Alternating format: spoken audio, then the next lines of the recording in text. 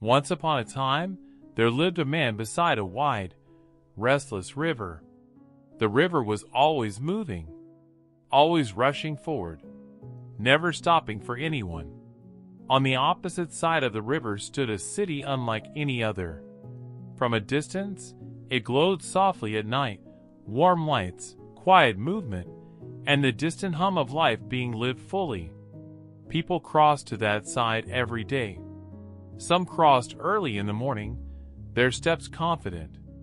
Others crossed slowly, cautiously, gripping the railing of the bridge as if afraid it might disappear beneath them. But they all crossed.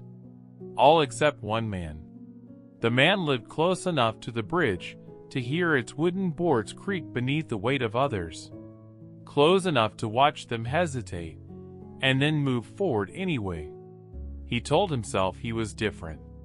"I'm not afraid," he would say quietly. "I'm just being careful." The bridge was old, weathered by time. Its ropes had frayed in places. Its boards bent slightly under pressure. And beneath it, the river moved fast, unforgiving, loud, relentless. The man spent his days studying the bridge. He counted the steps from one end to the other. He memorized which boards looked weakest.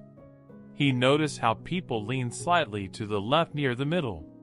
He knew everything about the bridge, except how it felt to walk across it. Every morning, he promised himself, today might be the day. But then came the thoughts. What if I slip? What if the bridge gives way? What if I cross and discover I don't belong on the other side? So he stayed. Days turned into weeks, weeks into months, months into years. From where he stood, life felt safe, predictable, comfortable. He built routines around his hesitation. Morning walks along the river. Evenings watching the city lights flicker on from a distance. He learned to live with longing. People stopped asking him why he never crossed. Eventually, they stopped noticing him at all. And strangely, that hurt more than fear ever did. Sometimes, late at night, when the river quieted and the city lights reflected on the water, the man felt something heavy settle in his chest. Not fear. Regret. He imagined the version of himself who had crossed years ago. The one who had dared to step forward despite uncertainty.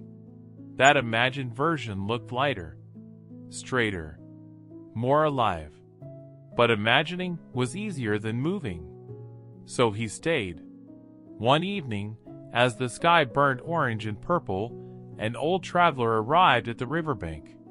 The traveler carried little, no visible burden, just a worn cloak and calm eyes that seemed to have seen many crossings before. He stood beside the man in silence. They watched the river together. Minutes passed. The man grew uncomfortable with the quiet. "People are reckless," he finally said, nodding toward the bridge. "They rush across as if nothing could happen." The traveler smiled gently. "Or perhaps," he replied, "they've learned something you haven't yet." The man frowned. "And what would that be?" The traveler didn't answer immediately. Instead, he watched a young woman step onto the bridge. Her steps were slow. Her hands trembled slightly. Halfway across, she stopped. The river roared beneath her. Then, slowly, she continued. When she reached the other side, she didn't celebrate. She didn't look back. She kept walking. The traveler turned to the man. "You see," he said softly, "courage isn't loud. It's quiet. It sounds a lot like taking the next step even when your hands are shaking." The man crossed his arms. "I'm not afraid of fear," he said. "I'm afraid of being wrong." The traveler nodded. "Most people are." They stood together as the sun dipped below the horizon. Then the traveler spoke again. "You know," he said, "the bridge doesn't collapse under weight. The man scoffed lightly. That's reassuring. It collapses under hesitation. The man laughed nervously. That doesn't make sense. The traveler's voice remained calm. It does to anyone who's waited too long. Without another word, the traveler stepped onto the bridge. Slowly, deliberately, each step caused the wood to creak. The river surged beneath him. But he didn't stop. He crossed, not quickly, not fearlessly, but honestly. And then he disappeared into the city lights on the other side. The man stood frozen. For the first time, the bridge felt louder than his excuses. That night, sleep didn't come easily. The sound of the river echoed in his thoughts. The traveler's words replayed again and again. It collapses under hesitation. He realized something painful. He hadn't been waiting for the right moment. He had been waiting for certainty. And certainty had never promised to arrive. Before sunrise, the man returned to the riverbank. The bridge looked exactly the same. Old, worn, uncertain. Nothing had changed. Except him.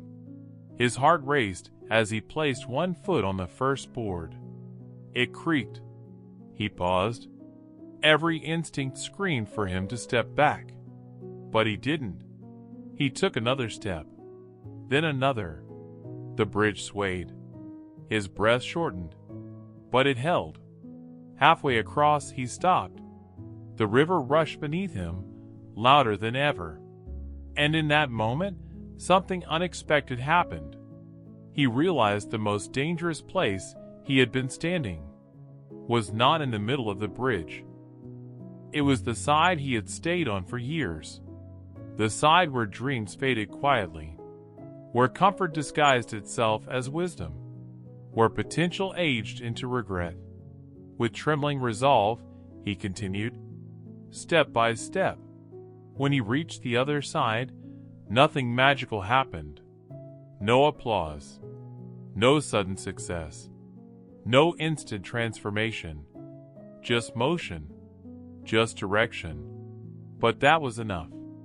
Because sometimes, the greatest turning point in life isn't the moment everything changes. It's the moment you stop standing still. Thanks for watching. If this story spoke to you, like the video, subscribe to Tales of Turning Points, and share it with someone who's been waiting too long to cross their own bridge. Because the bridge you fear today might be the only thing keeping you from who you're meant to become.